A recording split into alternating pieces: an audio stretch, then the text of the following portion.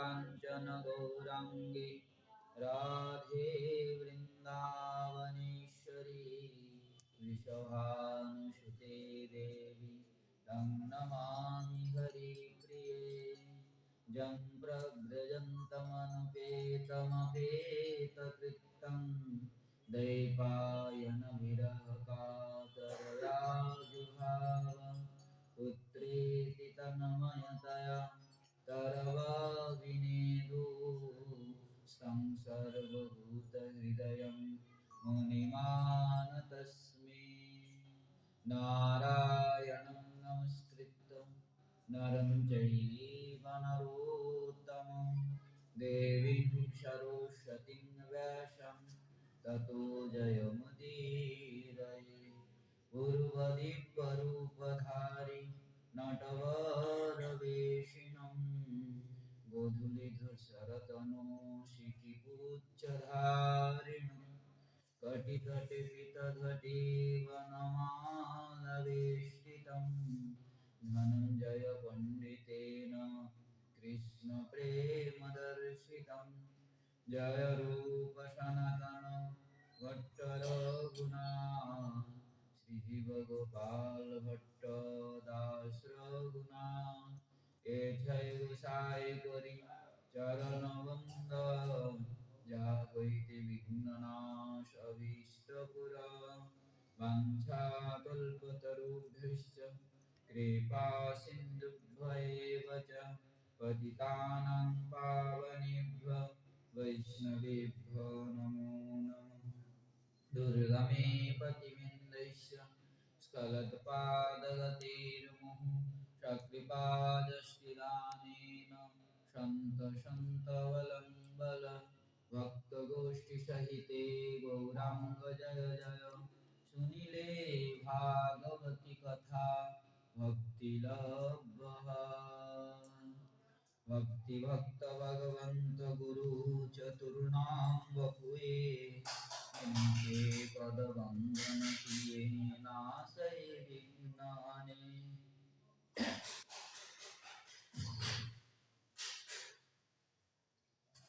श्री श्री भक्तमाल ग्रंथः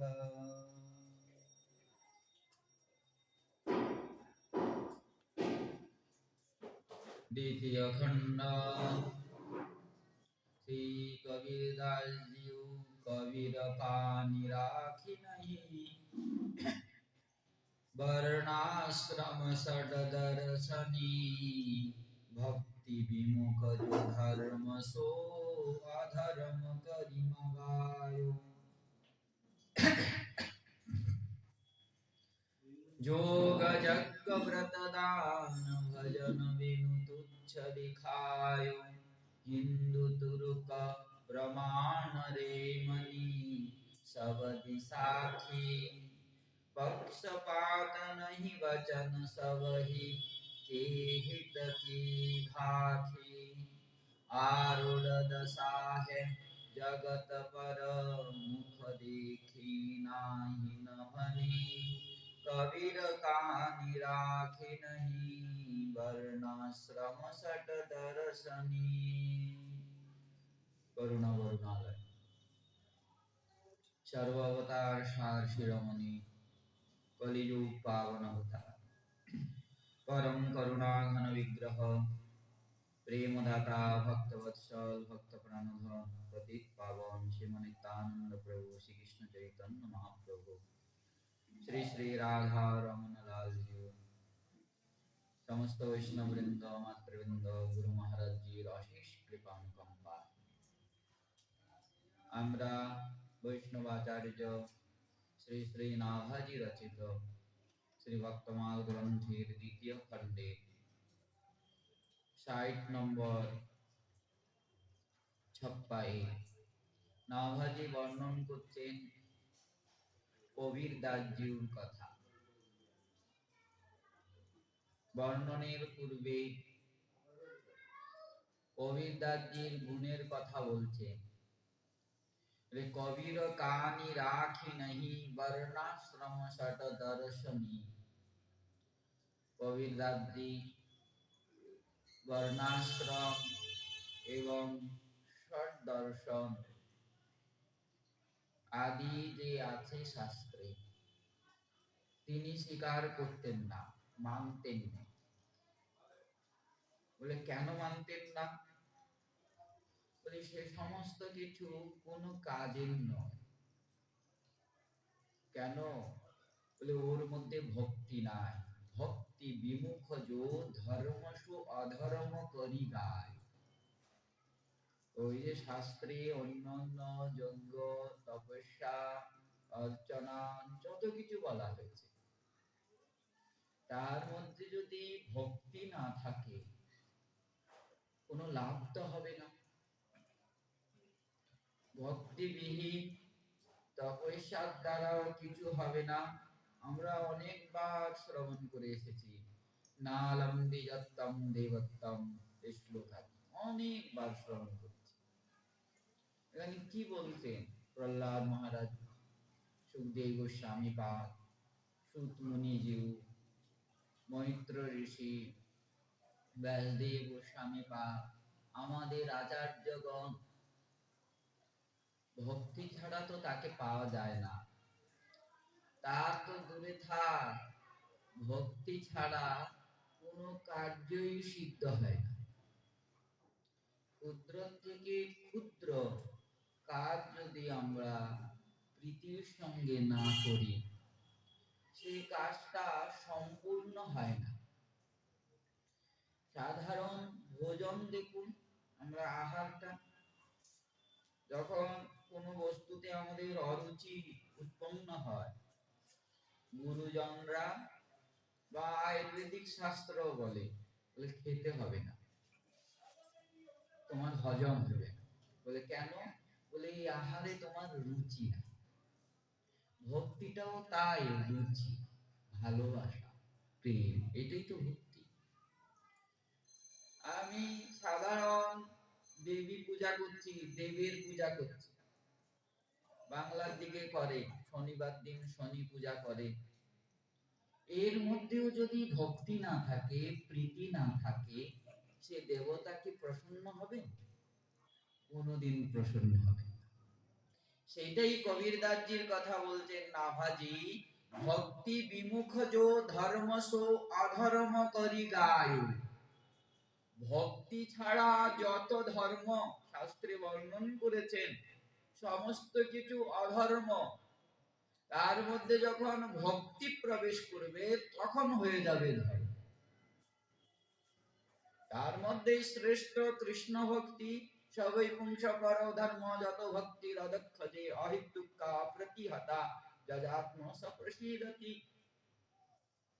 শ্রীমদ্ ভাগবতের সর্বপ্রথম মহাবাক্য এটা। সুত মুনি শৌনকাদি ঋষিদেরকে বলছেন, জীবের ঐকান্তিক কল্যাণ কি করে হবে? জীবের ঐকান্তিক কল্যাণ একমাত্র অদক্ষজ ভগবানের চরণে ভক্তি করলে হবে। বলে সেই ভক্তিটা কিরকম হতে হবে? বলে অহেতুক হতে হবে। বলে হেতুক কি? বলে ইন্দ্রিয় সুখ যেখানে লুকিয়ে আছে, ইন্দ্রিয় গণের সুখ যেখানে লুকিয়ে আছে, সেটা হলো হেতুক। একমাত্র ইষ্টদেবের সুখ লুকিয়ে আছে, সেটা হলো অহেতুক। সেই ভক্তি আবার কিরকম হতে হবে? বলে নিষ্ঠা সম্পন্ন। আজকে করলাম, কালকে করলাম না, একদিন মন করলো খুব করলাম নিয়ম, খুব নিয়ম বাড়িয়ে নিলাম, তারপরের দিন করতে পারলাম না। হ্যাঁ, করতে হবে। শিশু যখন জন্ম নেয়, প্রথম হাঁটা শিখে, কতবার পড়ে যায়, আবার উঠে, আবার পড়ে, আবার উঠে, এই করতে করতে হাঁটা শিখে। আমাদের নিয়ম ধরতে হবে, ভাঙবে, গড়বে, ভাঙবে, গড়বে, একদিন একবারে গড়ে যাবে, পূর্ণরূপে গড়ে যাবে। নিজেকে করতে হবে নিয়ম, অনায়াসে নিয়ম আসবে না। আমরা যদি মনে করি যে অনায়াসে আসবে, না, চেষ্টা করতে হবে। এই চেষ্টাই হলো সাধনা। এই চেষ্টাই সাধনা। এই চেষ্টা করতে করতে, চেষ্টার আগে চেষ্টার আকাঙ্ক্ষা করতে হবে যে আমি ভজন করব, এও এক সাধনা। এর দ্বারা অনর্থ নিবৃত্তি হবে। আমাদের তো এক জন্মের নয়, জন্ম জন্মান্তরের অনর্থ আছে। কত কর্ম করে এসেছি, এগুলো যাবে কি করে? বলে এই সাধনের ইচ্ছা। আমি বৃন্দাবনে যাব, এটাও এক ভজন। আমি বৃন্দাবনে যাব, কবে যাব, যেতে পারছি না, মনে হয় অনেক অপরাধ আছে, পাপ আছে। এই যে কামনা, এই কি করবে? একদিন না একদিন বৃন্দাবনের আগমন সিদ্ধ করবে, বৃন্দাবনে আনিয়ে দিবে এই সাধনাটা। এর দ্বারা সেরকম আমি ভজন করব। মনকে সংকুচিত করলে হবে না, সংকীর্ণ করলে হবে না, করবো আমি। আমাদের আচার্যগণ যে আচরণ করে দেখিয়ে গেছেন, আমরাও তদ্রূপ আচরণ করব, আমরাও সেরকম কঠোর ভজন করব। আশা থাকতে হবে। এই কামনা, এটা কামনা নয়। ওই জন্যই তো আমরা প্রথমেই বললাম যে হেতুক কি আর অহেতুক কি। ইন্দ্রিয় সুখ যেখানে লুকিয়ে আছে সে হলো হেতুক সাধনা, আর যেখানে ইন্দ্রিয় সুখের গন্ধনায় একমাত্র তার সুখ লুকিয়ে আছে, এই ভজন করাটা কার সুখ? নিজ সুখ নয়, তার সুখ। তাকে প্রসন্ন করে, হরির নাম করলে সে প্রসন্ন হয়। আমি হরির নাম করি, তুলসী চরণে প্রদান করলে সে প্রসন্ন হয়, তাই তুলসী প্রদান করুন। সমস্ত তার ভক্তির অঙ্গ। এইটা হলো ভক্তি। এছাড়া আর যত তপস্যা, যোগ সাধনা, যে ইন্দ্রিয় সুখ লুকিয়ে আছে, কবির দাসজি বলছেন ওগুলো কোনো ধর্ম নয়, অধর্ম গনিয়া। ভক্তি বিমুখ যো ধর্ম সো অধর্ম করি গায়, যোগ যজ্ঞ ব্রত দান ভজন বিনু তুচ্ছ দিখায়। বলেই দিলে যজ্ঞ, যোগ, ব্রত, দান, ভজন ছাড়া সবই বৃথা। দান কি উদ্ধার করতে পারে আমাদেরকে? প্রভু গীতায় প্রতিজ্ঞা করেছেন, মদ ভক্ত ন প্রণশ্যতি, আমার ভক্ত কখনো নষ্ট হয় না। নৃগরাজাকে দেখুন, অসংখ্য দান করেছে, গোদান করেছে। শাস্ত্রে গোদানের বড় মহিমা। আর নৃগরাজা অসংখ্য গোদান, কোনো সংখ্যা নাই, অসংখ্য গোদান।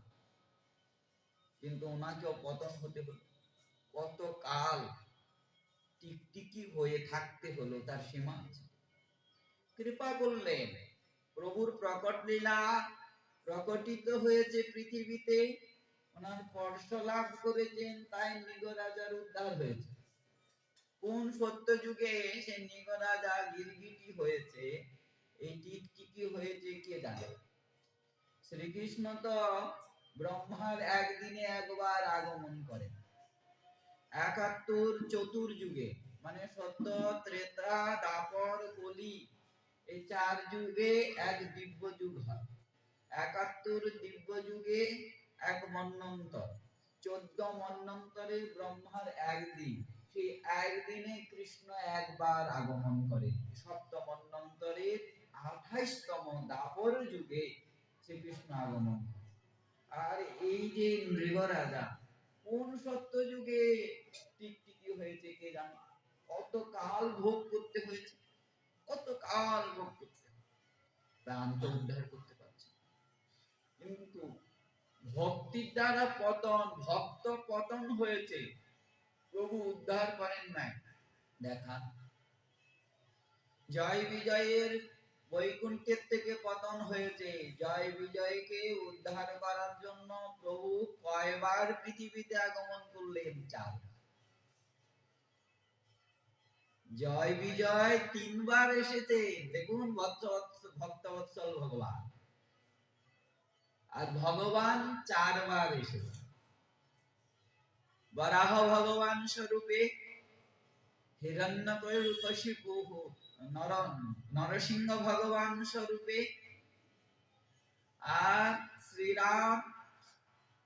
এবং শ্রীকৃষ্ণ হলো 4টা।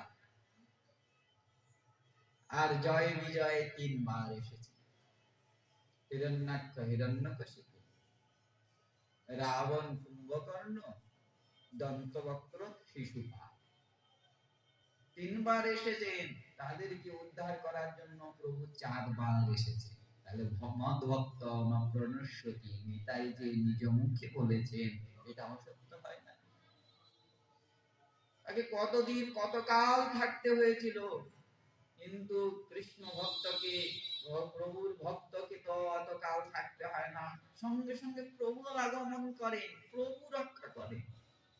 ওই জন্যই কবিরাজজি বলতেন, যোগ যজ্ঞ ব্রত দান ভজন বিনু তুচ্ছ দিখায়। আরেকটা হিন্দু তুরুক প্রমাণ রাইমনি সবদি সাখী, পক্ষপাত नहीं वचन सबही के हित की भाखी। ওনার মধ্যে কোনো ভেদ ছিল না। এই হিন্দু, এই জবন, এই শিখ, সবার জন্য তিনি বাণী লিখেছেন নিরপেক্ষ হয়ে। এটা তো আচার্যের গুণ। আচার্যরা কিরকম হবে? নিরপেক্ষ হবে। খালি নিজ সম্প্রদায়ের জন্য এবং নিজ জাতির জন্য আমি কল্যাণের ব্যবস্থা করব, অন্য জাতির জন্য করব না, এ তো সংকীর্ণতা হয়ে গেল। কিন্তু কবিরদাসজি সেটা ছিলেন না। ওনার বাণী জগনের জন্য, হিন্দুর জন্য, বৌদ্ধের জন্য, জৈনের জন্য, মনুষ্য মাত্রই, মনুষ্য কি সমস্ত জীব মাত্রই। পক্ষপাত नहीं वचन सबही के हित की भाखी, आरूढ़ दशा है जगत पर मुख देखी नाही न भनी, कबीर कानी राखी नहीं वर्णाश्रम सट दर्शन की।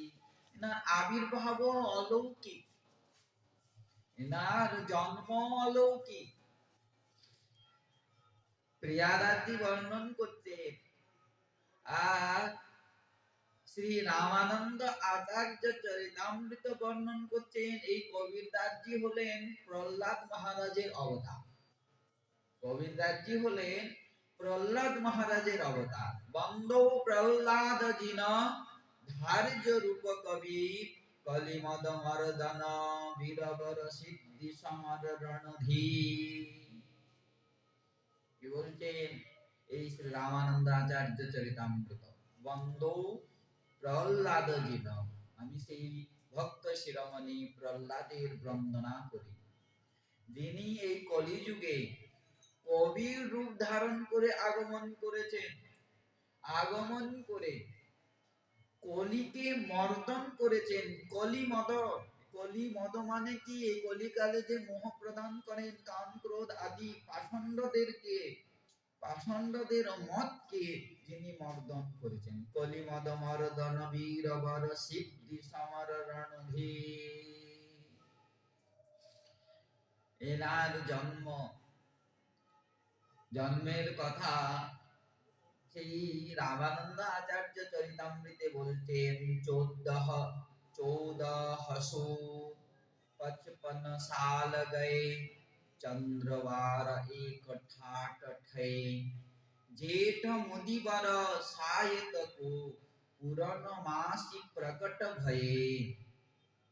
জ্যৈষ্ঠ মাস পূর্ণিমা তিথি, সংবৎসর 1455 সোমবার দিন এই কবিরদাসজি আবির্ভূত হয়েছে। কবিরদাসজি আবির্ভাবের প্রসঙ্গে অনেকে অনেক কিছু বলে।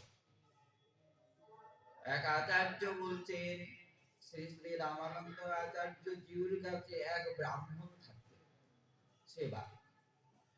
একদিন সে ব্রাহ্মণ কোথাও যাবে, সেবায় আসতে পারবেন না, তাই নিজ কন্যা, কুমারী কন্যাকে রামানন্দ আচার্য জিউর কাছে পাঠালেন সেবার জন্য।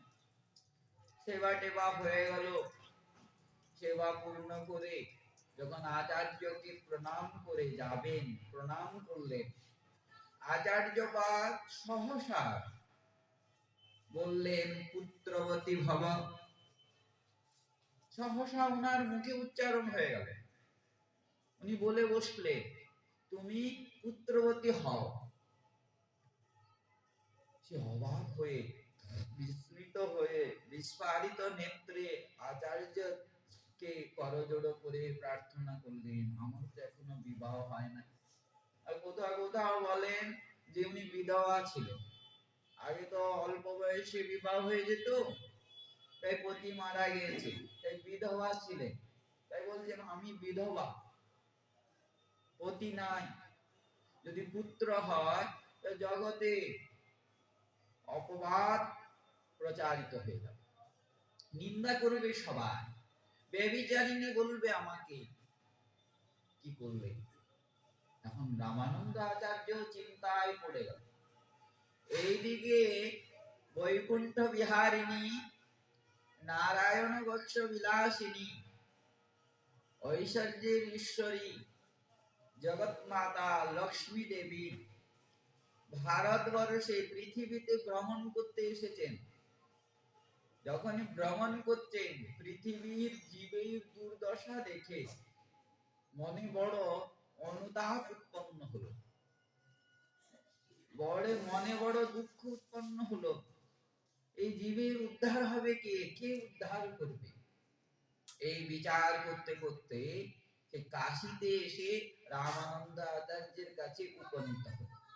এইদিকে রামানন্দ আচার্য চিন্তা করছেন, আমি কি করলাম, এক কুমারীকে কি আশীর্বাদ দিলাম। লক্ষ্মী দেবী বলছেন চিন্তা না, এর দ্বারা এই জগতে ভক্ত আগমন করবে, ভক্ত শিরোমণি প্রহ্লাদ আগমন করবে।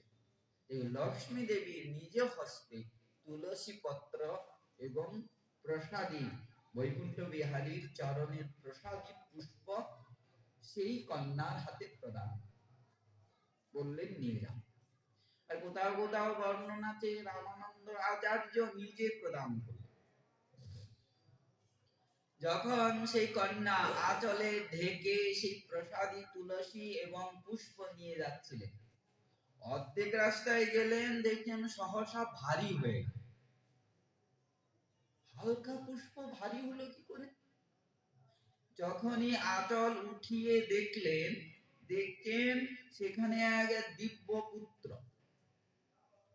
এক দিব্য পুত্র, দিব্য জ্যোতি বার হচ্ছে, জ্যোতি প্রকাশ হচ্ছে। এখন কুমারী, সবাই তো জিজ্ঞাসা করবে এই সন্তান তুমি কোথায় পেলে, উত্তর কি দিব? যদি বলি রামানন্দ আচার্য জি কৃপা করে দিয়েছেন, এক আচার্যের নিন্দা করবে, দ্বিতীয় আমার নিন্দা করবে, গ্রামে আমাকে থাকতে দিবে না, চোখ লজ্জা তো আছে। কি করবেন, কি করবেন? বাধ্য সেই লহর, লহর তারা, তালাব, হিন্দিতে তালাব বলে, বাংলায় আমরা বড় সরোবর বলি। ওই লহর তারা তালাবের কাছে এক বিশাল পদ্মপত্রের উপরে রেখে সেই কন্যা, ব্রাহ্মণের কন্যা নিজের গৃহে চলে গেল। ওই পথ দিয়ে নিরু এবং নিমা নামক জুলাহা দম্পতি, মানে যবন তেনারা ওই পথ দিয়ে যাচ্ছে। সেই নিমার লেগে গেছে পিপাসা, জলপান করার জন্য সে সরোবরে গেলেন। জলপান তো হলো না, দেখতে এক শিশু ক্রন্দন করছে। পাশে যে দেখছেন সে দিব্য শিশু, কি জ্যোতি, শরীর থেকে কি জ্যোতি বের হচ্ছে। স্বয়ং প্রহ্লাদ মহারাজের অবতার, জ্যোতি তো অবশ্যই বের হবে। তাই জ্যোতি বের হচ্ছে। পিপাসা টিপাসা, জল টল কিছু পান করলেন না, ওই শিশুকে কোলে নিয়ে পতিদেবের কাছে এসে উপনীত হলেন, নিরুর কাছে। নিরু বলছেন তুমি সন্তান কোথায় পেলে, এই শিশুকে কোথায় পেলে?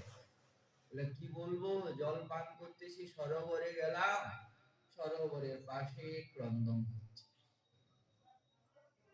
বলে কার না কার শিশু, তুমি উঠিয়ে নিয়ে আসলে, এটা উচিত হলো? বলে ওসব জানি না, এ আমার শিশু, আমারই সন্তান, তাদের কোনো সন্তান ছিল।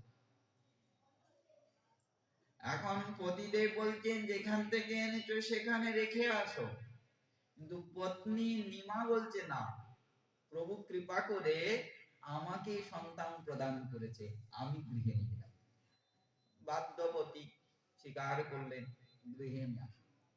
অন্যত্র বর্ণন করছে কোন সিদ্ধ যোগী তপস্যা করছিল, সেই তপস্যা ভঙ্গ করার জন্য ইন্দ্র অপ্সরাদের মধ্যে প্রতীচিকে পাঠালেন তপস্যা ভঙ্গ করার জন্য।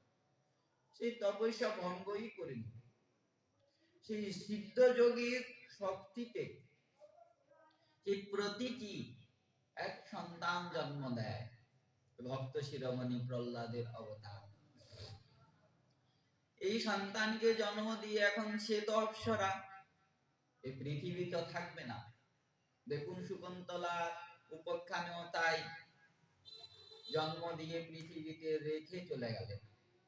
সেরকমই সেই সরোবরের কাছে, লহরতারা সরোবরের কাছে এক পদ্মপত্রের উপরে রেখে দিলেন। এখন যতই হোক মাতা, এইভাবে তো ফেলে যেতে পারেন না, এক বৃক্ষের আড়ালে লুকিয়ে থাকে, কে নিয়ে যাচ্ছে। বলে ওই নিরু এবং নিমা, ওই নিমার পিপাসা লাগলো, ওই সরোবরে জল পান করতে গেল, দেখছে এক শিশু, সেই নিমা নিয়ে আসলো, তখন অপ্সরা চলে গেল। মানে দুটা উপাখ্যানে ওই নিরু এবং নিমাই, কিন্তু উপাখ্যানটা আলাদা। ঘরে তো নিয়ে আসলো, নিজ সন্তান তো না যে দুগ্ধ বর্ষে দুগ্ধ আগমন করবে, কি করবে, কে লালন পালন কি করে করবে, ধাইমা এবং গোমাতার ব্যবস্থা করবে। ধাইমা বহু চেষ্টা করলো দুগ্ধ পান করানোর জন্য, কিন্তু কোন রকমে দুগ্ধ পান করলো না। রামানন্দ আচার্যজি তো জানেন এই শিশু কে। রামানন্দ আচার্যজি নিজের শিষ্য অনন্তানন্দজিকে সে সুচামুচি এক জড়িবুটি ঔষধ পাঠালেন। সেই ঔষধ যখন শিশুর মুখে প্রদান করলেন, সহসা দুগ্ধ পান করছেন। তার জ্যোতি হারিয়ে গেছিল যখন নিমা স্পর্শ করছে।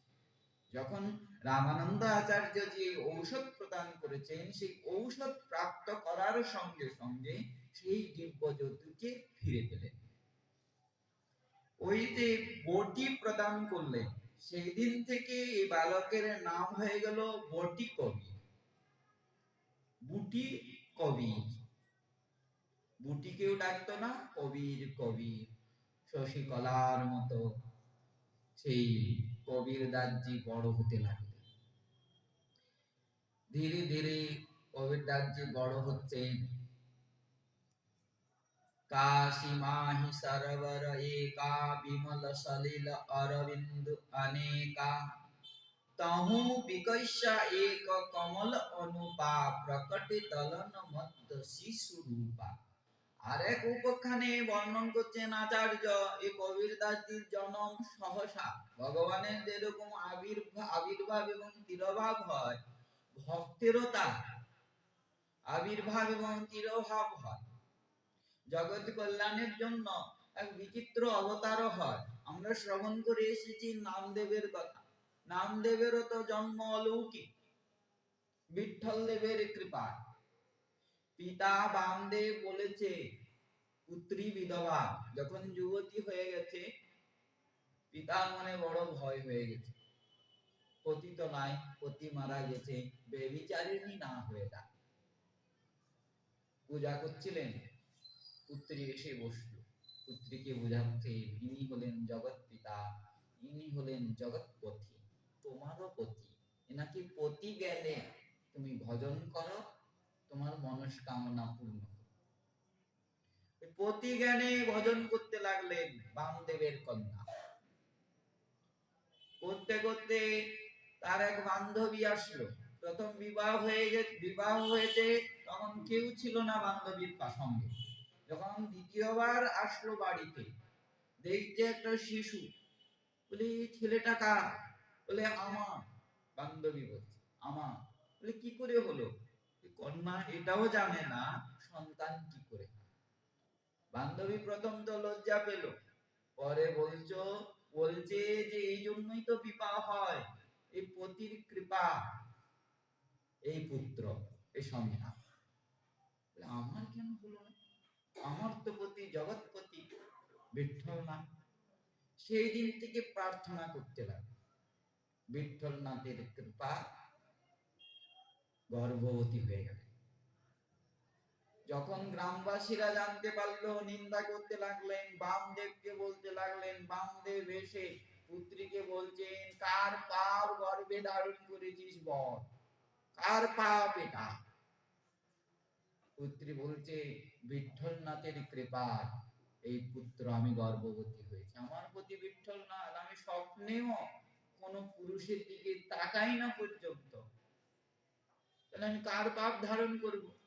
সেই রাত্রেই বিঠ্ঠলনাথ স্বপ্নে এসে বামদেবকে বলছেন, তুমি চিন্তা করো না, ওটা আমারই সন্তান। যখন সন্তান জন্ম নিল, স্বয়ং ভগবান নামকরণ করলেন। কোন ব্রাহ্মণ আসছে না, দূর গ্রামের থেকে ব্রাহ্মণ নিয়ে আসলেন। ব্রাহ্মণরা যখন জিজ্ঞাসা করছে এর পিতার নাম কি, পিতা কে, বামদেব বলছেন এর পিতা হলো বিঠ্ঠলনাথ। তখন বলছে, তা কি করে সম্ভব? তিনি তো সবার পিতা, পূর্ণ সমস্ত জীবের পিতা, সেটা তো আমরা মানি, কিন্তু এই পুত্রের পিতাকে বলে বিঠ্ঠলনাথ। ব্রাহ্মণরা রেগে বলে, এই স্ত্রী বেবিচারী, এই সন্তান যমজ জারক সন্তান, আমরা নামকরণ করতে পারবো না। যখনই উঠে যাবেন তখনই আকাশবাণী হলো, ব্রাহ্মণগণ, বামদেব সত্য কথা বলছে, এই হলো আমারই পুত্র, অলৌকিক। সেরকমই এখানে বর্ণন করছে, ওই সরোবরে এক পদ্মের থেকে এই কবির দাসজির জন্ম হয়েছে। প্রমাণও দিচ্ছেন শ্রী রামানন্দ আচার্য চরিতামৃতে, বলছেন, কাশী মহি সরোবর একা, বিমল সলিল অরবিন্দ অনেকা। কাশীতে এক বিশাল সুন্দর সরোবর, সেই সরোবরে অনেক অরবিন্দ মানে কোমল, তাহা তাহা বিকশ্যা এক কমল অনুপা, যে কমলের মধ্যে এক দিব্য কমল বিকশিত হয়েছে। প্রকটে দলন মধ্য শিশুরূপা, সেই কমলের মধ্যে এই শিশুর জন্ম হয়। প্রাপ্ত করে ওই নিরু এবং নিমা। পিতা তিনটা উপাখ্যানে ওই পিতা মাতা একই, কিন্তু এই শিশুর স্বভাব জন্মজাত শ্রীরাম নামকে প্রাপ্ত করেছেন, অনায়াসে ভক্তিকে লাভ করেছেন,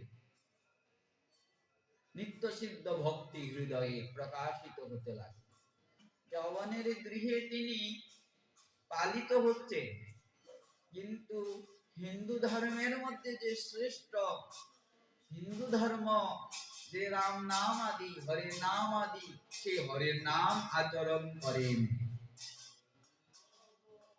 সহসা বালকরা চঞ্চল হয়, কিন্তু কবির দাসজি চঞ্চল ছিলেন না, শান্ত ছিলেন। ওই জন্য প্রিয়া দাসজি বলছেন, অতিহি গম্ভীরমতি, অতিহি গম্ভীর, স্থির বুদ্ধি, অল্প সময়ের মধ্যে সমস্ত কিছু বুঝে নেয়, যাই জিজ্ঞাসা করা হয় অনায়াসে উত্তর দিয়ে দেয়। আর যেরকম গম্ভীরমতি সেরকম সরলমতি, সরস কবি হিয়, সরল, এবং ওনার বাক্য, ওনার বাণী অতি সরল, অতি সরল। উনি যে রচনা করেছেন কবিত্ব, দেখতে কঠোর তত্ত্ব কথা, কিন্তু ওনার হৃদয়টা বড় সরস ছিল। সন্দেহ উৎপন্ন হয়েছিল তার শ্রী হরিরাম ব্যাসাচার্য, ইনি হরি কথা বলছিলেন। হরি কথা বলতে বলতে এই কবির দাসজির উপাখ্যান উপনীত হলো। উনি বলে বসলেন, কবির দাসজি সরস কবি ছিলেন না। ওনার বাণীতে তত্ত্ব ছিল, কিন্তু যুগল কিশোরের লীলাদি, মধুর প্রেমাদি উনি আস্বাদক ছিলেন না। এই কথা যখনই বললেন, এই তো পাঠ টাট করে উনি গৃহে চলে আসলেন। যখনই ভজন করতে বসলেন, লীলা চিন্তন করতে বসলেন, আর লীলা চিন্তন হয় না। কোন রকমের লীলা চিন্তন হয় না। যতই চেষ্টা করছেন, বৈষ্ণব অপরাধ হয়েছে। বৈষ্ণব অপরাধ হলে হরির নামে স্ফূর্তি লাভ হয় না, না লীলা স্মরণে স্ফূর্তি লাভ হয়। অনেক প্রমাণ আছে। সিদ্ধ জগদীশ বাবা লীলা স্মরণ হচ্ছে না, চিন্তন হচ্ছে না। রাধারমণের গোসাইজির কাছে গেলেন, মলিন মুখ দেখে, আর গোসাইজি জিজ্ঞাসা করছেন, কি হয়েছে আপনার? এরকম মলিন মুখ কেন? কি হয়েছে? আপনার মতো বৈষ্ণবের মলিন মুখ হওয়া উচিত নয়। কি হয়েছে? কি হারিয়ে গেছে? কি আর বলবো বাবা, আজকে কোন রকমই কোনো চিন্তনই হচ্ছে না। হাসলে এসে আর বলছেন, রাধারমণের সামনে দিয়ে পরিক্রমা যেতে হবে। বলে, ওই যে দেখছেন যমুনার তীরে এই রাস্তাটায় গড়াগড়ি দিন, দেখবেন হয়ে যাবে। গোসাইজির কথায় ওই জায়গায় যখনই ওই পরিক্রমা রাস্তায় গড়াগড়ি দিলেন, সত্যি সত্যি ওনার লীলা স্ফুরণ হতে লাগলো। এরকম যখন গোসাইজি অপ্রকট হয়ে গেলেন, এরকম ওনার দ্বিতীয়বার হলো। কিভাবে বৈষ্ণব অপরাধ হয়ে যায় কে জানে। ওনার লীলা স্ফুরণ হচ্ছে না। সেবকের কাছে আসলেন, সেবককে বলছেন, আমাকে গোসাইজির সমাধির কাছে নিয়ে যাও। নিয়ে গেলেন সমাধির কাছে। ওই সমাধির সামনে গড়াগড়ি দিতে লাগলেন। ওখানে কে আছে? গোসাইজি স্বয়ং আছে। ওনার চরণ ধুলা ওনার শরীরে যখন স্পর্শ হলো, পূর্বের থেকে অধিক আনন্দের সঙ্গে ওনার লীলা স্ফুরণ হতে লাগলো। সেরকমই রূপ গোস্বামীপাদ বসে আছেন, লীলা চিন্তন করছেন। একজন বৈষ্ণব চরণে খোড়া, হাঁটতে পারেন না, কুড়িয়ে কুড়িয়ে হাঁটছেন। যখনই রূপ গোস্বামীপাদকে পার করলেন, তখনই রূপ গোস্বামীপাদ হাসলেন। কিন্তু লীলা দেখে দেখে হাসলেন। কিন্তু সেই বৈষ্ণব মনে করলেন যে আমাকে দেখে হাসলেন, এটা তো প্রভু আমাকে দিয়েছেন, এই দেখে আবার হাসার কি প্রয়োজন ছিল? এনার মতো একজন মহাত্মা, কোথাও কোথাও বর্ণনা আছে হলো সনাতন গোস্বামীপাদের বিষয়টা, আর কোথাও হচ্ছে রূপ গোস্বামীপাদ। তাই রূপ গোস্বামীপাদ যার হোক, প্রসঙ্গটা দেখাচ্ছেন বৈষ্ণব অপরাধ হলে কি হয়। সে বৈষ্ণব তো দুঃখ পেয়ে চলে গেলেন। গোসাইজি লীলা স্ফুরণ বন্ধ, কোন রকমে লীলা স্ফুরণ হয় না। কি হলো কি হলো? সনাতন গোস্বামীপাদের কাছে আসলেন, বললেন যে দাদা, আমার লীলা স্ফুরণ হচ্ছে না। হচ্ছিল, সহসা লীলা স্ফুরণ বন্ধ হয়ে গেল। অবশ্যই কোনো বৈষ্ণব অপরাধ হয়েছে। বলে, এমন তো কোনো ঘটনা ঘটে নাই যে বৈষ্ণব অপরাধ হবে। বলে, ঘটেছে, অজান্তে ঘটেছে। দেখো। বলে, কি করে বুঝবো? বলে, মাধবপুরী করে বৈষ্ণব সেবা দাও। যে বৈষ্ণব আসবেন না, সেই বৈষ্ণবের চরণে অপরাধ হয়েছে। রূপ গোস্বামীপাদ মাধবপুরী করে নিয়ে আসলেন। এনে সব বৈষ্ণবকে নিমন্ত্রণ করলেন, সবাই আসলেন, কিন্তু সেই বৈষ্ণব আসলেন। ওনার কাছে যে প্রণাম করে বলছেন, কি অপরাধ হয়ে গেছে আপনার চরণে? উনি বলছেন, হ্যাঁ, আমাকে দেখে তুমি হাসলে, এটা কি আমি নিজের থেকে করেছি, না প্রভু এরকম দিয়েছে? আমি ঘুরিয়ে ঘুরিয়ে চলি, আবার হাসার কি আছে? কখন হাসলাম আমি? আজকে কালকে সারাদিন আপনার সঙ্গে দেখাই হয় না, হাসলাম কতক্ষণে? বলে, যে অমুক সময় বসেছিলেন ওই বৃক্ষের নিচে, আমি যাচ্ছিলাম। গোস্বামীপাদ বলছেন, আপনাকে দেখে হাসি না, আমি তো লীলা দর্শন করে হেসেছি। প্রিয়া প্রিয়তম পুষ্প চয়ন করছিল, শ্রীকৃষ্ণ পুষ্পের ডাল ধরে রেখেছে, রাধারানী পুষ্প চয়ন করছেন। একজন ডাল ধরে থাকলেও যে পুষ্প চয়ন করছে সে বাঁ হাত দিয়ে ডাল ধরবেই, নিশ্চিত ধরবে। প্রিয়াজি ওই ডাল ধরে আর পুষ্প চয়ন যখন করতে লাগলো, কৌতূহল করে কৃষ্ণ সেই ডাল ছেড়ে দিলেন। ডালের সঙ্গে রাধারানী উঠে গেলেন, ওই দেখে আমি হাসছিলাম। সেই বৈষ্ণবের নেত্রেও অশ্রু এসে গেল, ক্রন্দন করতে করতে বলে, আমার অপরাধ হয়ে গেল তোমার চরণে, তোমাকে আমি ভুল বুঝলাম, ক্ষমা করবে। দেখুন বৈষ্ণব অপরাধ কত সূক্ষ্ম, কত সূক্ষ্ম, অজান্তে হয়েছে তাও অপরাধ হয়েছে। সেরকম শ্রী হরিরাম ব্যাসাচার্যের বৈষ্ণব অপরাধ হয়ে গেল, কবির দাসজির চরণে অপরাধ হয়ে গেছে, কোন রকমের লীলাস্ফুরণ হয় না।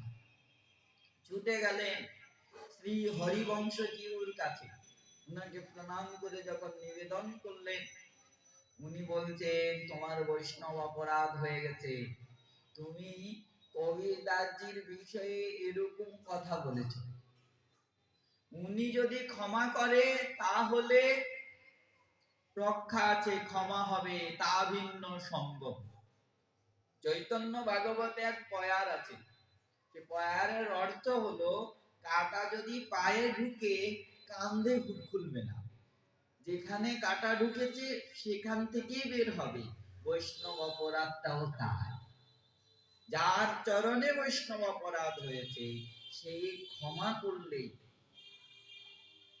তাহলে রক্ষা পাবে, তা ভিন্ন নয়। যেরকম দুর্বাসা মুনির অপরাধ হয়েছে অম্বরীশ মহারাজের চরণে, ব্রহ্মা ক্ষমা করতে পারতেন, বৈষ্ণব শ্রেষ্ঠ কৈলাসপতি শিব ক্ষমা করতে পারতেন, সে অম্বরীশ মহারাজের আরাধ্য দেব নারায়ণ ক্ষমা করতে পারতেন, করলেন না। দুর্বাসা মুনিকে ছুটতে ছুটতে এই মথুরায় অম্বরীশ মহারাজের কাছে আসতে হলো। অম্বরীশ মহারাজ যখন ক্ষমা করলেন, তখন চক্র, সুদর্শন চক্র তাকে ত্যাগ করলো, ছাড়লো, রক্ষা করলো। এরকমই একদিন মাধায় গঙ্গা তীরে দাঁড়িয়ে ক্রন্দন করছেন আকুল হয়ে, আমি মহা অপরাধ করেছি, কত জীবকে হত্যা করেছি, কত জীবকে দুঃখ দিয়েছি, কত বৈষ্ণবকে দুঃখ দিয়েছি। আর শ্রীমন মহাপ্রভুর অভিন্ন বিগ্রহ, অভিন্ন অঙ্গ শ্রীপাদ নিত্যানন্দ প্রভুর আমি মস্তক ছেদন করেছি, মস্তকে আঘাত করেছি, রক্তপাত করেছি, আমার উদ্ধার কি করে হবে? আকুল হয়ে ক্রন্দন করছে। ওই পথ দিয়ে নিত্যানন্দ প্রভু যাচ্ছিলেন, ওই পথ দিয়ে নিত্যানন্দ প্রভু যাচ্ছিলেন। নিত্যানন্দ প্রভু যখন দেখলেন মাধায় ক্রন্দন করছে, রাধায় যখন দেখলেন নিত্যানন্দ প্রভুকে, ছুটে এসে নিত্যানন্দ প্রভুর চরণে লুটিয়ে পড়লেন, জড়িয়ে ধরলেন নিত্যানন্দ প্রভুর চরণ, অশ্রু জলের দ্বারা নিত্যানন্দ প্রভুর চরণকে ধৌত করতে লাগলেন, ক্রন্দন করে করে বলছেন, প্রভু আপনার চরণে আমি মহা মহা অপরাধ করেছি, আমার উদ্ধার কি করে হবে? আমি সেই ভক্তিকে, সেই প্রেমকে কি করে লাভ করব বলুন? আপনার চরণে খালি নয়, কত জীবের চরণে, কত মনুষ্যের চরণে, কত বৈষ্ণবের চরণে, কত স্ত্রীদের চরণে আমি অপরাধ করেছি, জানিও না কার কার চরণে অপরাধ হয়েছে। আমি অপরাধ থেকে রক্ষা পাবো কি করে? শুনেছি যার চরণে অপরাধ হয় সে ক্ষমা না করলে অপরাধ থেকে মুক্ত হওয়া যায় না। আমি নিজেই জানি না কার কার চরণে অপরাধ হয়েছে, কোথায় যাব? নিত্যানন্দ প্রভু হাসতেন, প্রেম মূর্তি তো, হেসে আর বলছেন, মাধায় চিন্তা করো না, এক কাজ করো, ওই যে গঙ্গার তীর, যেই তীরে বৈষ্ণবরা এসে স্নান আদি করেন, ওই তীরকে, ওই ঘাটকে পরিষ্কার করে রাখবে, বৈষ্ণবদের জন্য শৌচে যাবেন, মাটির ব্যবস্থা, জলের ব্যবস্থা, সেবা করবে। বৈষ্ণবরা প্রসন্ন হয়ে যখন বলবে তোমার প্রেম লাভ হোক, তখন তোমার সমস্ত অপরাধ স্খলন হয়ে যাবে। মাধায় তাই করতে লাগলো, ঘাটকে পরিষ্কার করত, ওই ঝাড়ু বুকে নিয়ে আর ক্রন্দন করত, হা বৈষ্ণব গোসাই আমাকে ক্ষমা করুন, সবাই মিলে আমাকে কৃপা করুন, যেন নিত্যানন্দ প্রভুর চরণে আমার প্রেম। ওই বৈষ্ণবরা শৌচে যেতেন, সেই শৌচের জন্য জলের ব্যবস্থা করে রাখতেন, মাটির ব্যবস্থা করে রাখতেন। বৈষ্ণবরা স্নান করতেন, কাপড় ধুয়ে দিতেন। বৈষ্ণবরা প্রসন্ন হয়ে বলে, মহাপ্রভুর চরণে তোমার প্রেম হোক, নিত্যানন্দ প্রভুর চরণে তোমার প্রেম হোক। ব্যাস, সমস্ত অপরাধ নিত্যানন্দ প্রভু কি দেখালেন? বৈষ্ণব সেবা দেখালেন। বৈষ্ণব অপরাধ থেকে মুক্ত হওয়ার জন্য বৈষ্ণব সেবাই দেখালেন। এরকম ব্যাসাচার্যের অপরাধ হয়ে গেছে, তাই হরিবংশজি বলছেন, কবির দাসজির চরণে তোমার অপরাধ হয়েছে, তিনি যদি ক্ষমা করে তাহলে তুমি রক্ষা পাবে, তা ভিন্ন আমি দ্বিতীয় উপায় দেখছি না। তুমি যমুনার তীরে যে কবির দাসজির আরাধনা, যমুনার তীরে এসে শ্রী হরিনাম দাসজি কবির দাসজির স্তুতি করতে লাগলেন। कलि में साच भक्त कवि, कलि में साच भक्त कवि, जब ते हरि चरण रति, उपजी तब ते गुणन ची। दीनो लेहि न जाचे, काहू एष मन को धीर, जोगी जति तपि सन्यासी, इनकी मिटी न पीर। पांच तत्व ते जन्म नो पायो, कालनो ग्रैश्य शरीर, व्यास भक्त को खेत जो, लाओ हरि करुणामयनी। এই পদ যখন গাইলেন, এই পদের বিশ্রাম হওয়ার সঙ্গে সঙ্গে সহসা যমুনার থেকে প্রকটিত হয়ে যমুনার জলে হাঁটতে হাঁটতে শ্রী হরিরাম ব্যাসজির কাছে এসে উপনীত হলেন। হরিরাম ব্যাসজি ছুটে গেলেন, ছুটে যে আর কবির দাসজির চরণে লুটিয়ে পড়লেন।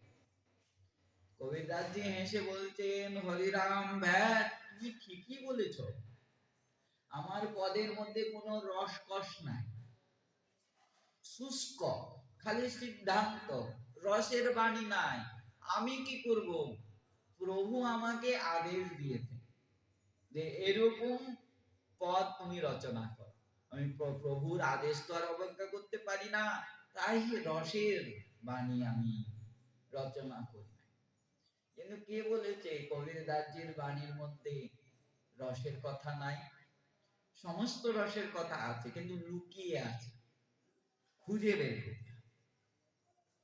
কবির দাসজির বাণীতে শান্ত রসের কথা বলছেন, हरे हरे तो हे सखी, रही जा कबीर हिराय, गुण समानी समम दद में শোকত হেরি যায়। শান্ত রসের সভাপতি তিনি হলেন জগদীশ্বর, উনার সেবা আমরা আবার কি করব? তিনি প্রভু, তিনি রূপবান, তিনাকে দর্শন করতে হবে। শান্তরস অধিকারী ভক্তরা তিনাকে খালি দর্শন, কোন সেবা টেবা নাই।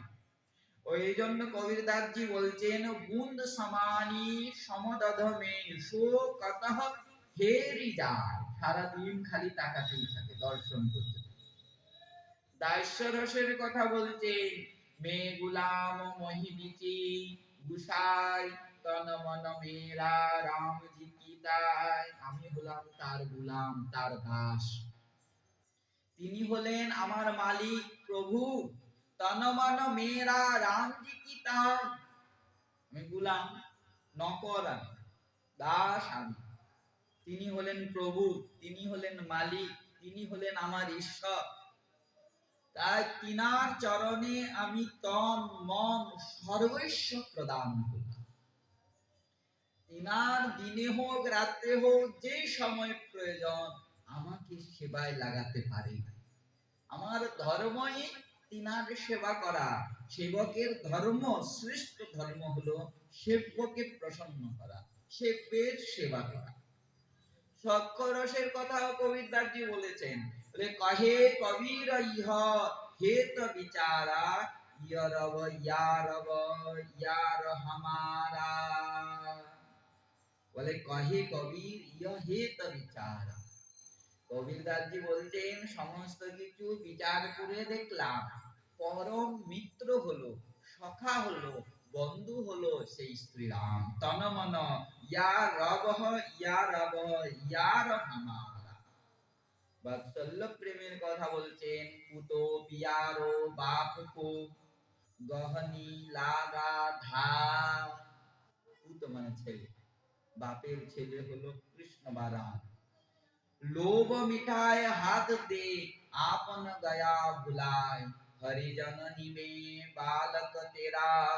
हे हरि, हे जननी, हे कौशल्या, তোমার ছেলে শ্রীরাম। काहे न आगुन बकसहु मेरा, कहे कबीर बुद्धि एक विचारी, बालक दुखी दुखी महतारी। বাৎসল্য প্রেমে সিঙ্গার রসের কথা বললেন, हरि मेरा पीव में हरि की बहुरिया, राम बढ़े में छुटक लहुरिया।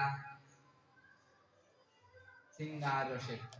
আর এমনি তো কবিরদাসজি নিজে বলেন, রামানন্দ আচার্য হলেন আমার দীক্ষা গুরু, আর প্রেমের গুরু হলো গোপীগণ, প্রেম গুরু গোপীগণ। কবিরা তালিব তোরা, তাহা গোপী হরি গুরু মোরা। কবির বলতেন প্রেমের গুরু, সিঙ্গার রসের গুরু হলো গোপীরা, আমার গোপীরা, এই ব্রজের গোপীরা। বর্ণনা আছে, এক বৃক্ষের নিচে বসে কবিরদাসজি বলছেন রাম রাম রাম রাম রাম, আর এইদিকে রাম লুকিয়ে, শ্রীরাম লুকিয়ে আর বলছেন কবির কবির কবির। কবির শব্দ কি জপ করছে, কি কবির কবির বলছেন, যে আর দেখছেন প্রভু দাঁড়িয়ে আছে। তখন প্রভুকে বলছেন, প্রভু আমার নাম কেন আপনি জপ করছেন? তখন প্রভু বলছেন, মন এসা নির্মল ভয়া, আমার মন এখন অতি নির্মল হয়ে গেল। জেসে গঙ্গা নীর, বলে কিরকম নির্মল হলো, কিরকম পবিত্র হলো, বলে গঙ্গার জলের মতো। পিছে পিছে হরি ফিরে কহত কবির কবি,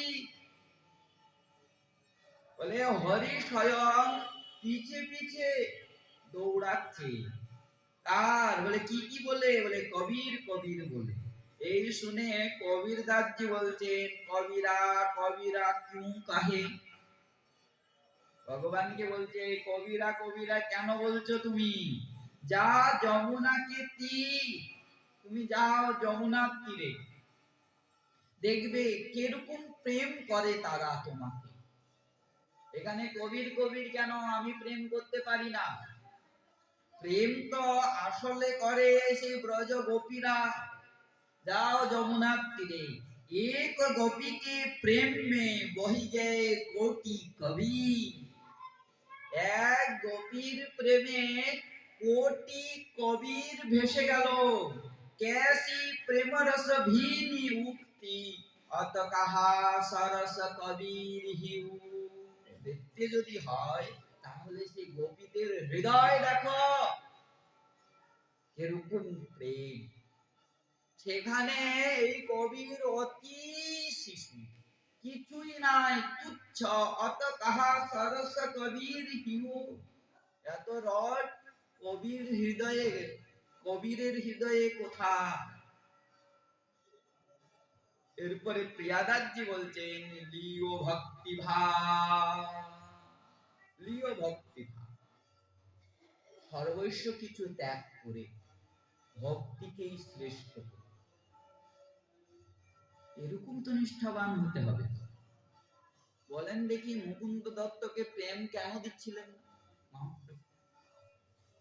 শিবায় পণ্ডিত শ্রীমান মহাপ্রভুকে বলছেন, প্রভু সবাইকে আপনি প্রেম দিচ্ছেন, দূরে থেকে ডেকে ডেকে ভক্তদেরকে প্রেম দিচ্ছেন, আপনার শিশুকালের সঙ্গী, বিদ্যা অধ্যয়নের সঙ্গী, যার মুখে সঙ্গীত শ্রবণ করে বৈষ্ণবরা আনন্দিত হন, সেই মুকুন্দ দত্তকে তো প্রেম দিচ্ছেন না কেন?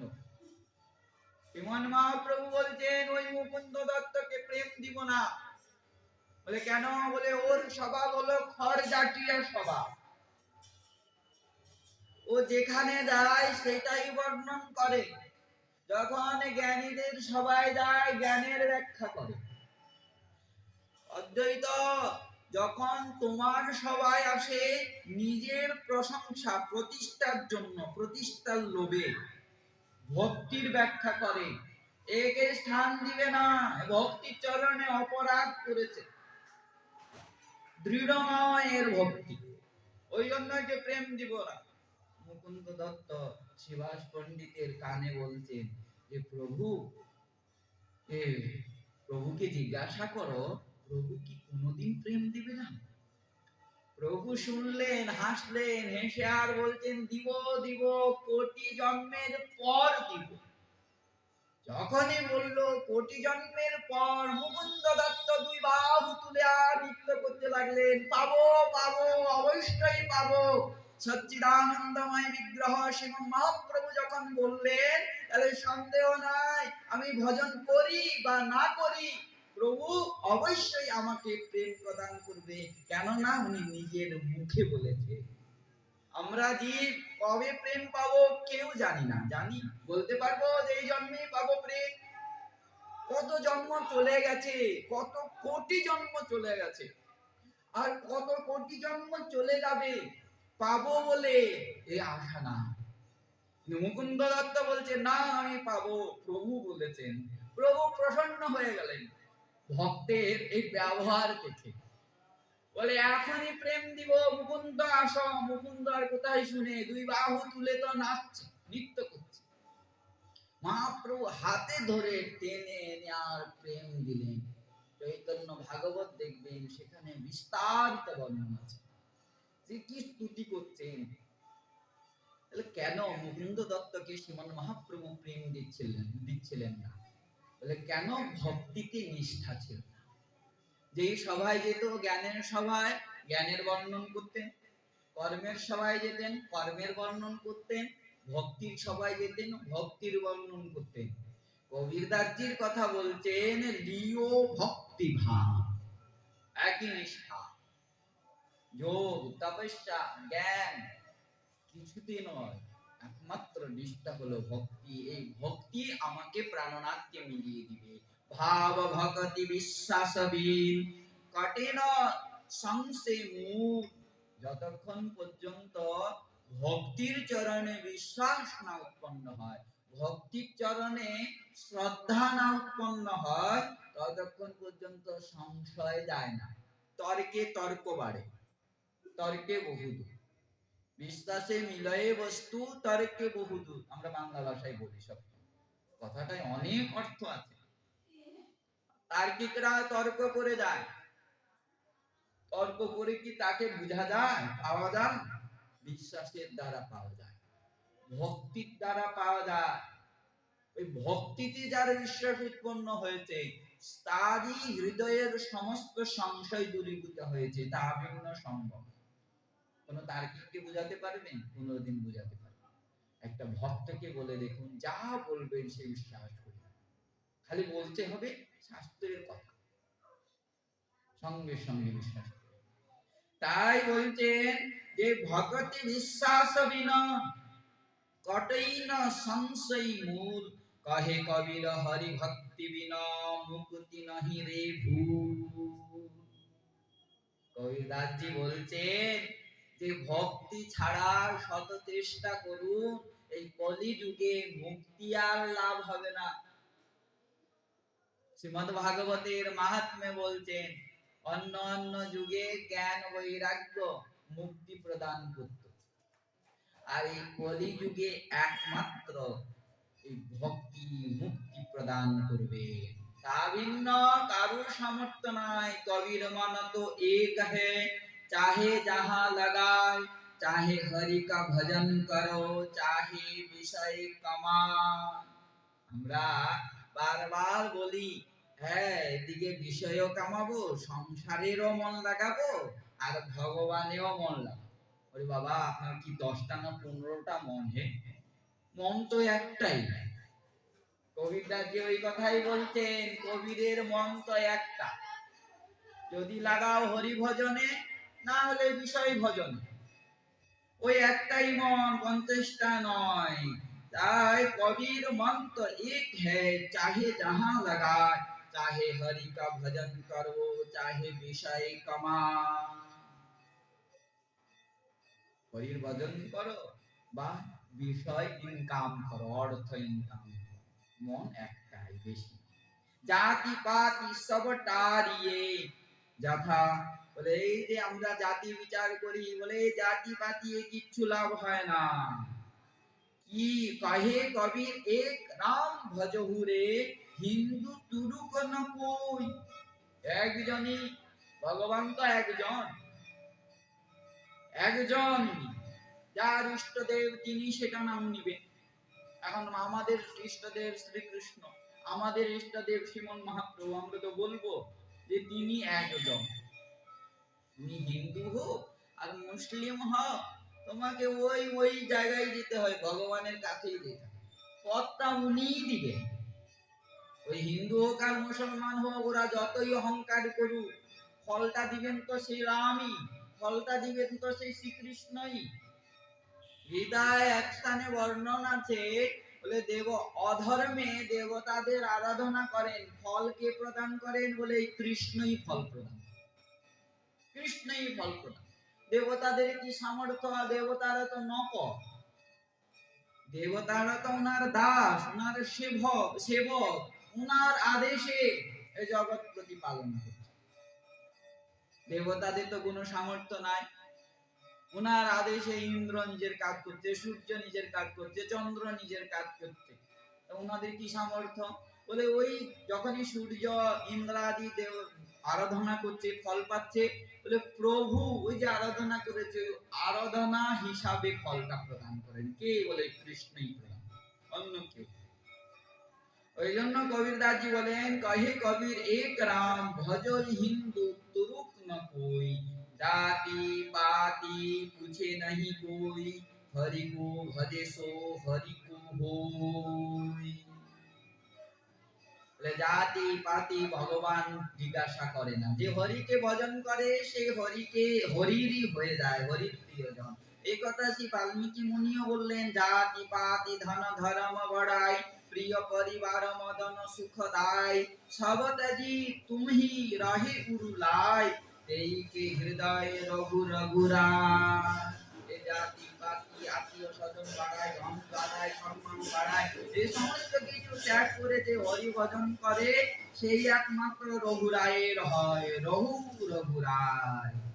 শ্রী রামজিও বলতেন, মানসে বলতেন, জাতি পাতি কুল ধর্ম বড়ায়, ধন বল পরিজন গুণ চতুরায়। জাতি পাতি হলো কি? গুণ, প্রশংসা, ধন বাড়ায়, আর তো কিছু নয়। ভক্তিহীন নর সই কেসা, বিনু জল বারিদ দেখিও যেসা। এরপরে বর্ণন করছেন করো গুরু রামানন্দ। এ বিষয়ে শ্রীমন মহাপ্রভু কৃপায় আমরা আগামীকাল শ্রবণ করব। জয় রাধে, শ্রী রাধে, নিতাই গৌর হরি।